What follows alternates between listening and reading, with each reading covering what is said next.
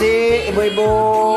Iya. Boleh numpang tanya? Boleh. Lagi pada ngapain di sini? Lagi nunggu anak sekolah. Oh, anak-anaknya sekolah di sini. Iya. Ibu anak. Enggak, saya cucu. Oh, cucunya kelas berapa? Kelas 2. Kelas 2. Kelas 1. Dengan ibu siapa? Ibu Rohimah. Nah, ini dengan ibu siapa? Ibu Eni. Anaknya kelas berapa? 1. Namanya? Muhammad Aqilah Habibi. Ini ibu siapa? Ibu Hana. Anaknya kelas berapa? Kelas 1. Namanya? Rosalia. Boleh saya tanya ya, Bu? Ya, boleh. Betul sekolah ini tidak memungut uang bangunan? Iya, betul. Tidak ada SPP bulanan? Iya, betul. Tidak ada. Terus mengapa ibu menyekolahkan anaknya di sini? Karena untuk apa ya? Untuk menuntut ilmu. Kalau saya sih di sini kan ada full day ya. Anak-anak kalau di rumah kan kalau setengah hari mungkin sekarang zamannya lagi main HP, anak-anak zaman sekarang. Saya itu sangat bersyukur anak saya bisa masuk ke SDIT Darussalam di sini karena sangat banyak manfaatnya. Yang pertama di sini kegiatannya alhamdulillah full ya. Dari mulai pagi itu ada kegiatan sholat duha. Kalau siang itu sholat duhur berjamaah, asar sholat berjamaah. Setelah sholat asar itu ada mengaji sore. Jadi saya itu sebagai orang tua dari murid-murid di sini itu sangat-sangat bersyukur dan sangat-sangat bermanfaat ya. Yang pertama mungkin karena pendidikan di sini itu sangat bagus, sudah berkembang. Untuk anak saya kalau di rumah mungkin saya itu kurang mengajari anak karena kan seorang ibu itu bukan untuk tugas mengajar anak aja kan masih banyak ya, memasak, membersihkan rumah atau apa. Jadi saya bisa menuntut ilmu hanya bukan di rumah, di sekolah di sini juga. Dan di sini itu yang kedua itu tidak dipungut biaya Pak. Untuk tiap bulan tidak ada, uang gedung tidak ada, gratis gitu.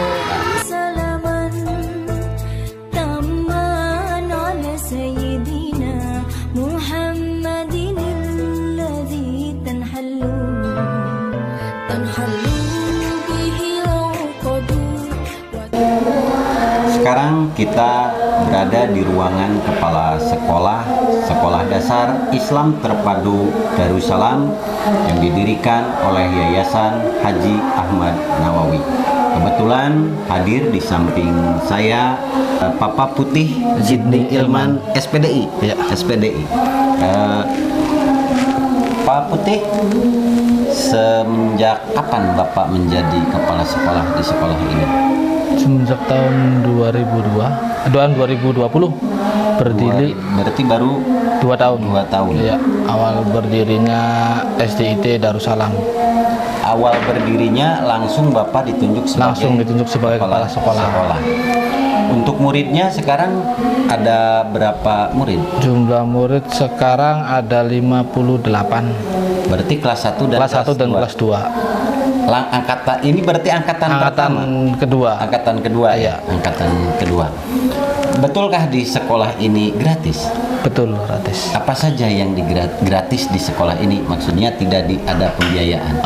Uang masuk pertama, uang gedung yang pendaftaran itu nggak ada, kita gratiskan. Terus SPP kita gratiskan. Itu. Berarti kalau untuk seperti seragam mereka beli sendiri. Termasuk buku. Termasuk buku pegangan siswa, buku paket. Ya. Sampai saat ini berapa tenaga pengajar? Untuk saat ini baru ada 4. Iya, 4 tenaga pengajar. Uni untuk menunjang aktivitas belajar mengajar tersendiri, apakah bangunan ini bantuan dari pemerintah atau sudah disediakan oleh pihak yayasan? Sudah disediakan oleh pihak yayasan, bukan dari pemerintah. Rencananya untuk kedepannya berapa lokal lagi akan dibangun? Yang akan dibangun berarti 4 lokal lagi. Untuk memenuhi kebutuhan sekolah dasar, kan 6 kelas minimalnya. Ada rencana untuk mungkin pihak yayasan cerita-cerita ada rencana untuk pengembangan pendidikan yang lebih jauh? Ada, sempat dari pihak yayasan sempat ngobrol dengan saya bahwa kedepannya itu nanti akan dibangun SMK sama sekolah dasar menengah. SMP, tapi itu kita gunakan SMP Islam Terpadu. Oh, supaya sejalur dasar. Dengan sekolah dasar. Kegiatan belajar mengajar di sini, Pak, yang rutinitas harian itu agama berapa persen dan apa saja yang diinikan dan umum kan itu, atau bagaimana porsi pembagiannya? Jadi porsi pembagiannya pagi itu kan kegiatan begitu masuk, siswa masuk datang, kita giring 7:30 itu sholat duha bersama. Kita biasakan mempelajari anak untuk sholat duha. Sholat duha, selesai sholat duha baru anak-anak masuk ke sekolah, ke ruangan kelas masing-masing dan dikasih pelajaran umum. Dari itu sampai jam 9:30 istirahat, masuk lagi, kita kasih umum lagi, calistung lah, baca tulis menghitung lah, seperti itu umumnya. Terus habis duhur kita fokuskan di kegiatan agama. Habis duhur kita ajari materi untuk PTQ, belajar tulis Al-Quran, terus doa-doa. Dan memang visi misinya di sini kan tahfidz Quran, dari keluar dari lulus dari SDID Darussalam hafal Al-Quran. Minimalnya itu hatam Quran, karena sangat jarang anak keluar SD udah hatam Al-Quran, itu udah jarang. Berarti ada materi tambahan di luar jam pelajaran tidak untuk siswa? Ada. Jangan kalau jam habis duhur itu kan di luar, aslinya belajar mengajar itu kan sampai dari pagi jam 7 sampai jam 1 itu kalau aturan dari pusat Kemendikbud. Dari jam 7 sampai jam 1 sekarang sih. Cuman kan di luar jam itu kan kita kasih mulok. Makanya itu pelajaran tambahan kita terapkan di agamanya gitu, ngaji, terus baca tulis Al-Quran, terus hafalan doa gitu. Untuk saat ini ada siswa yang jauh tidak? Ada. Tapi masih di sekitar Cirebon, cuman beda kecamatan. Mereka nginap di sini atau pulang pergi? Pulang pergi.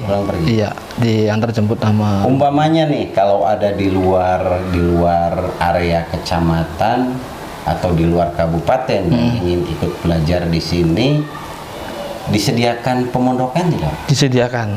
Ada kamarnya di samping musola itu ada. Kalau yang mondok itu juga tidak dipungut biaya apa gitu pondok? Tidak. Semuanya kita gratis. Ini tambahan nih Kang. Ngobrol-ngobrol katanya Akang juga selain aktif di dunia pendidikan, aktif juga sebagai aktivis di sebuah lembaga LSM. Betul kan? Betul. Di LSM apa? Di LSM GMB. Gerakan Masyarakat Bawah Indonesia.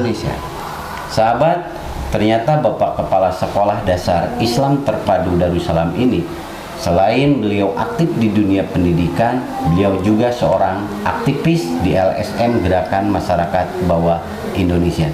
Ini bagaimana nih Kang mengatur waktu antara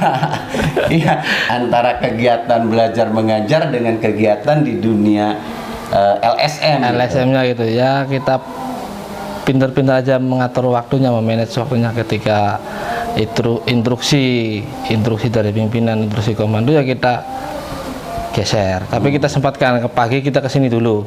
Kalau pagi kita ke sekolah dulu, selesai dari sekolah paling setengah hari baru kita geser. Kalau ada kegiatan di luar kita keluar. Kalau udah nggak ada kegiatan aktivitas di lembaga ya kita standby di sini.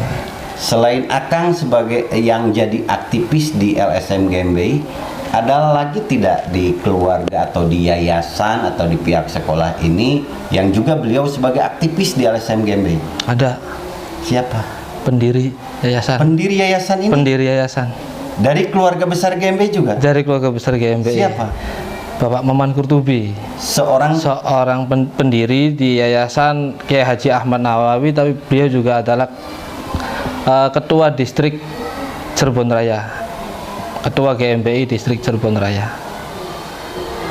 Sahabat, inilah bagaimana aktivis-aktivis pergerakan yang mana kita kenal gerakan LSM GMBI ini sebagai lembaga swadaya masyarakat, gerakan masyarakat bawah ini lebih aktif di dalam dunia pergerakan, tetapi ternyata kader-kadernya juga sangat intens di dalam mengembangkan dunia pendidikan.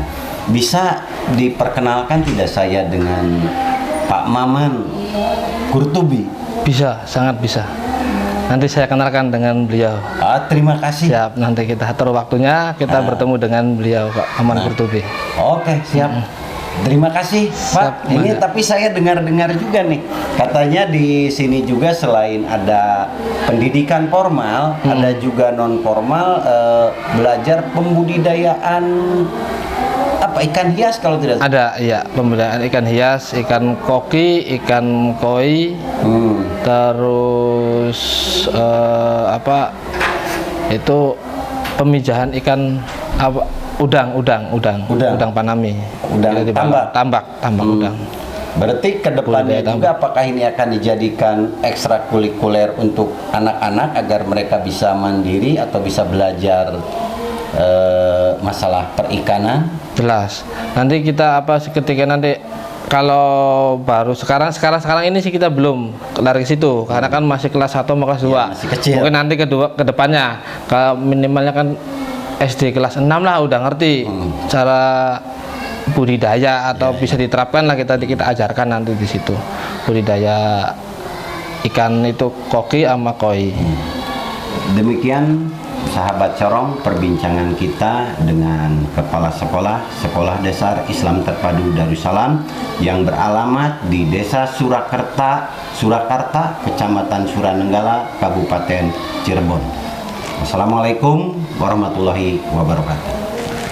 Assalamualaikum warahmatullahi wabarakatuh. Waalaikumsalam warahmatullahi wabarakatuh. Sahabat Corong, selamat berjumpa kembali.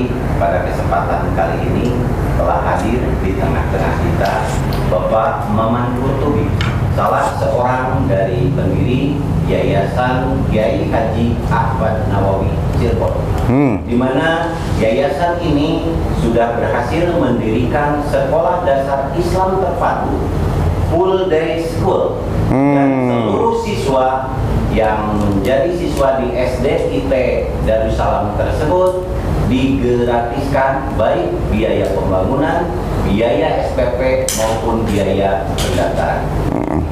Bapak Maman Qurtubi ini selain beliau aktif untuk pengembangan pendidikan melalui yayasan, beliau juga merupakan aktivis pergerakan LSM, Gerakan Masyarakat Bawah Indonesia, Distrik Cirebon Raya. Selamat malam Pak Maman. Selamat malam Pak Haji. Sehat Pak Haji. Mau kenal. Sehat Pak Haji. Salam dulu Pak Haji.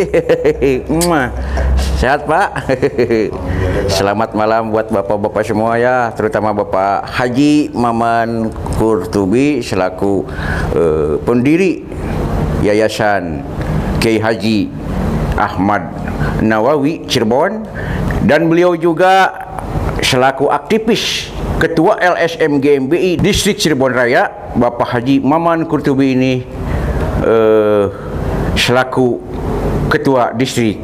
Nah, bagaimana Pak Maman bisa diceritakan awal mula berdirinya Yayasan Kiai Haji Ahmad Nawawi ini? Boleh diceritakan sedikit Pak Maman? Ya. Jadi awal mula berdirinya Yayasan Kiai Haji Ahmad Nawawi Cirebon itu saya awal diceritai oleh almarhum saya, dari Pak Nawawi, atas keinginan daripada kakek Haji Nawawi ini menginginkan adanya membangun madrasah. Nah, tapi seiring berjalannya waktu, beliau meninggal dan itu belum terrealisasi. Waktu itu memang cerita saya, akhirnya kita berdiskusi, yuk bagaimana agar cita-cita daripada almarhum kakek ini bisa kita realisasikan. Masya Allah. Gitu. Nah, akhirnya waktu itu kita berdiskusi ya dengan Mamang rencana apa dan waktu itu kita memutuskan untuk membangun pondok pesantren. Jadi awal mulanya itu sebetulnya mau membangun pondok pesantren dulu. Ya. Oh, tapi ternyata ada sekolah dasar Islam terpadu yang sudah berdiri 2 tahun yang lalu. Itu bagaimana awal mulanya itu bisa berdiri dan bahkan ada niatan lebih dari sekolah dasar. Bagaimana tuh Pak Haji? Ya. Jadi kaitannya awal itu kita menginginkan dan bersepakat untuk membangun pondok pesantren yang di dalamnya ini kita tadi menginginkan adanya santri-santri ini dari kalangan yang tidak mampu dan yatim, sehingga ketika kami punya rezeki, ya kita dari GMB pun punya rezeki, itu tidak harus berpikir kemana nih kita salurkan. Masya Allah. Kita punya wadah untuk penyalurannya. Yang luar biasa. Itu kita backup ataupun cover seluruh pembiayaan daripada santri tersebut, baik itu dari formal maupun non formalnya. Itu ditanggung sama keluarga sendiri tanpa ada libatan dari yang lain biayanya itu? Itu ditanggung daripada keluarga besar. Masya Allah. Kita. La ilaha illallah. Keluarga besar GMB, keluarga besar saya, keluarga besar daripada mamang saya, dengan ada beberapa donatur yang memang tidak bisa saya sampaikan, tidak bisa saya sebutkan di sini. Ada yang memang berperan penting dalam mendirikan yayasan tersebut. Untuk langkah ke depannya, rencana yayasan ini selain sekolah dasar Islam terpadu yang sedang berjalan, ada rencana pengembangan lain? Jadi kaitan dengan pengembangan yayasan ini kita menginginkan, berharap ya bahwa yayasan ini terus berkembang ya menjadi terintegritas dari mulai SD ya SMP IT ya sampai SMK IT. Makanya posisi dalam rangka untuk pengembangan yayasan ini dan untuk pembiayaannya juga, karena kita memang gratiskan dari mulai pendaftaran, uang gedung, ya SPP dan seterusnya, itu kita di sini menciptakan atau membentuk usaha. Jadi untuk tadi adanya satu bentuk pembiayaan lah. Jadi kita tidak bergantung terhadap pihak-pihak lain. Jadi untuk menjalankan operasional yayasan itu sendiri, yayasan juga mengembangkan usaha lain. Ya. Contohnya usaha yang kita jalankan di sini budidaya ikan. Salah satunya, alhamdulillah yayasan juga punya aset tambak itu 2,5 hektar. La ilaha illallah. Milik yayasan. Yang memang rencananya kita ulang usaha tersebut dari budidaya ini ya kita jual, ya keuntungannya ini bisa untuk operasional daripada yayasan. Itu gitu. Yang saya bingung tadi sama Pak Wawan ke situ. Saya itu ngobrol sama Pak Wawan, saya bilang, dia jawab, kenapa cepot, katanya gitu. Saya bingung kenapa, kata Pak Wawan. Ini yayasan SPP gratis, uang bangunan gratis, bahkan buku pun kalau tidak ada uang boleh nganyuh, kapanpun lunasnya boleh. Buku pelajaran, bahkan anak yatim juga katanya digratiskan Pak Wawan. iya. Nah yang saya jadi bingung ini, itu menggaji guru dari mana? Nah boleh dijelaskan sama Pak Haji. Aduh ampun. Jadi kaitan dengan tadi kekurangan biaya operasional termasuk gaji guru sendiri ya, kita pengurus daripada yayasan ini bahu-membahu ya.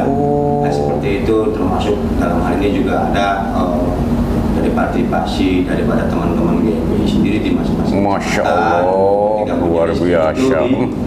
Salurkan kepada rekening yayasan. La Untuk ilaha illallah. tadi menanggulangi ataupun menambah ya daripada tadi pengeluaran yang dikeluarkan oleh yayasan. La ilaha illallah. Tapi membangun terus katanya di tahun ajaran 2022-2023 ini ada pendaftaran baru gitu Pak Haji. Berarti jadi 3 kelas berarti ya, kelas 1, kelas 2, kelas 3. Nah, saya bingung ngebangun tapi yang sekolahnya pada gratis. Gitu. Ya kalau saya sih berpikir bahwa kami dalam hal ini ketika memang berjuang di jalan Allah ya, mustahil Allah tidak akan membantu kami. Masya Allah. Makanya kami selalu meyakini itu ya, kita nggak minta ke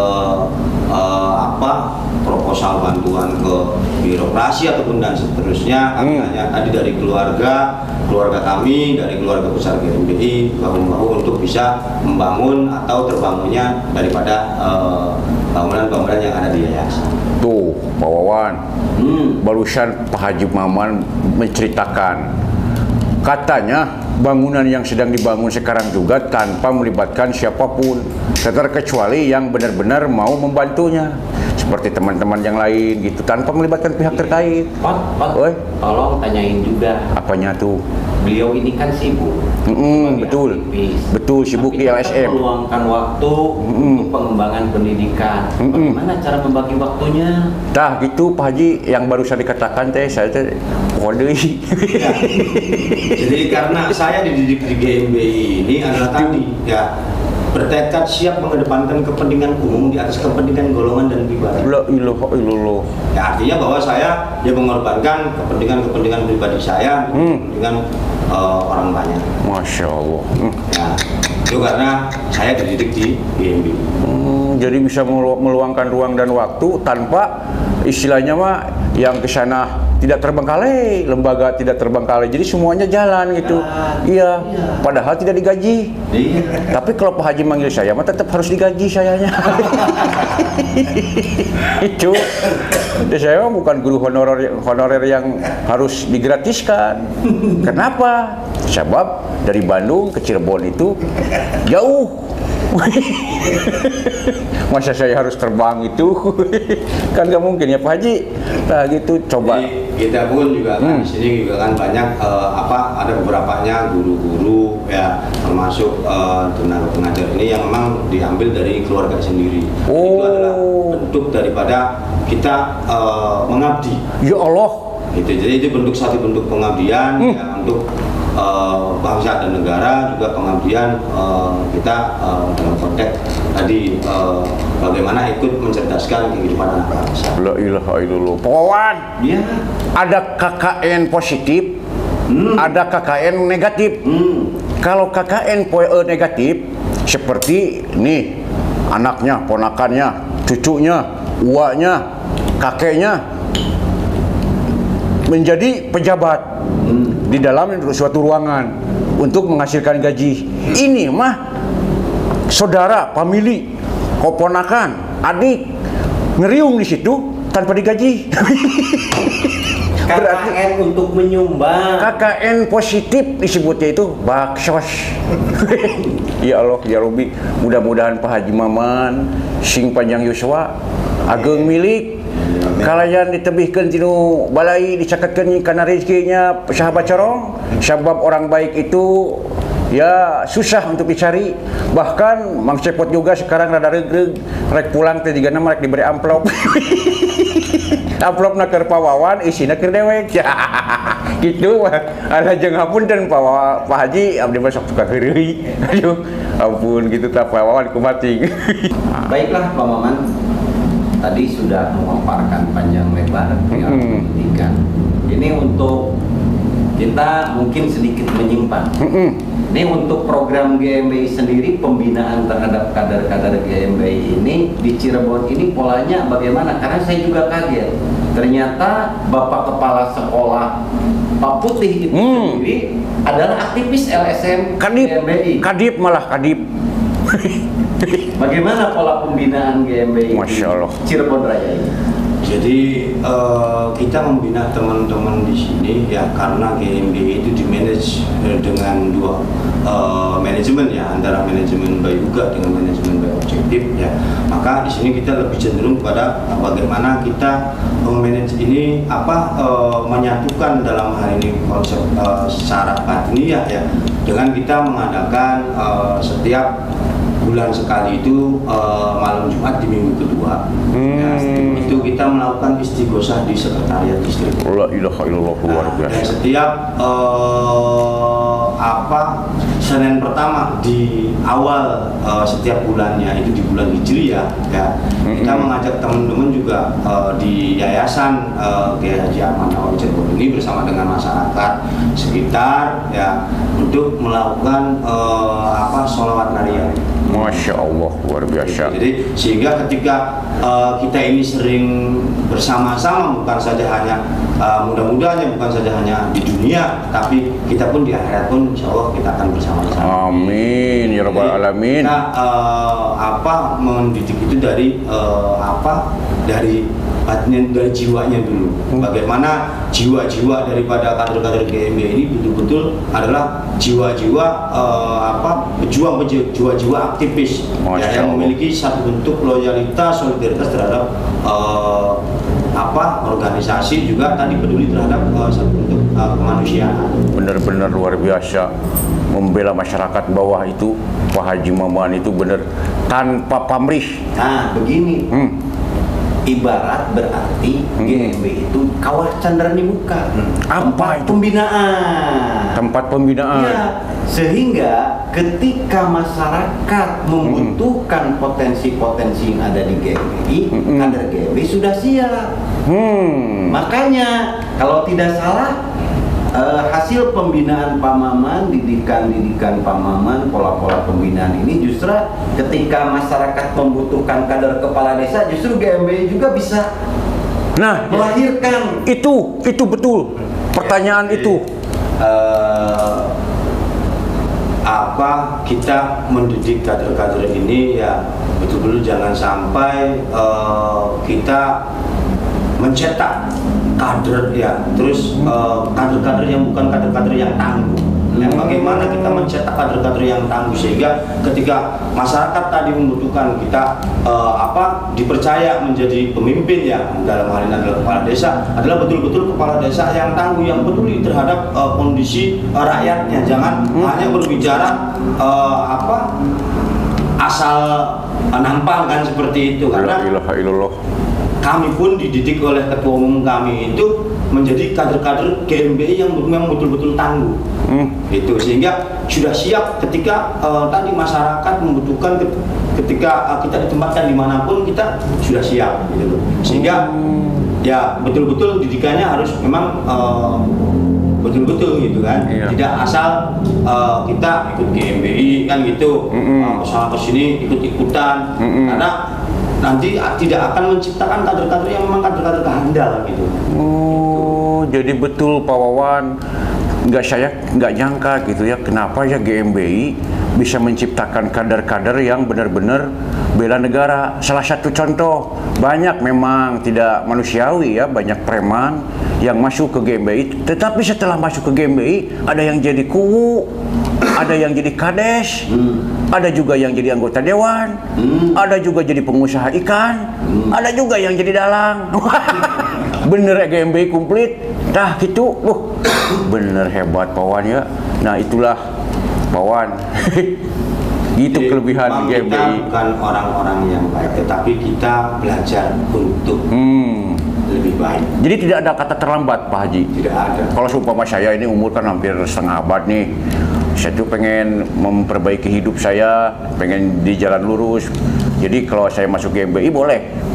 Boleh. Alhamdulillah. Tidak ada kata terlambat. Iya. Selama hayat masih dikandung badan. Itu terus ya, kita memperbaiki diri. Makanya kenapa saya sendiri masih tetap bertahan dan ada di GMBI, karena di GMBI saya bisa lebih baik dari hari ke kemarin. Amin. Hatur nuhun pisan Pak Haji Maman Kurtubi, sahabat Corong tuh geningan. Mang Cepot juga ini umur hampir setengah abad mau masuk GMBI, dan tujuan saya masuk ke GMBI pengen merubah hidup saya yang tadinya negatif menjadi positif, pengen benar-benar hidup jadi hidup istiqomah, pengen masuk GMBI supaya bisa saya ini menjadi orang antal mautu qoblal mautu. Ya Allah. Nuhun Pak Haji Maman parantos di pasihan wajangan kajisim abdi. Duh kumaha teu pawan, abdi tidak miasa ka isinan ku Pak Haji Maman. Kumaha cik menurut Pak Maman? Tenang. Tenang wae gitu. Tenang. Nuhun. Demikian sahabat Corong perbincangan kita dengan Bapak Maman Kurtubi. Mudah-mudahan dari perbincangan ini bisa menimbulkan nilai-nilai positif sebagai inspirasi kita untuk terus berbuat baik dan terus berubah menuju perubahan Amin. yang lebih baik. Amin. Amin ya rabbal alamin. Sahabat Corong, kami dari tim Corong, Pak Maman juga akan mengucapkan selamat malam dan wassalamualaikum Warahmatullahi wabarakatuh.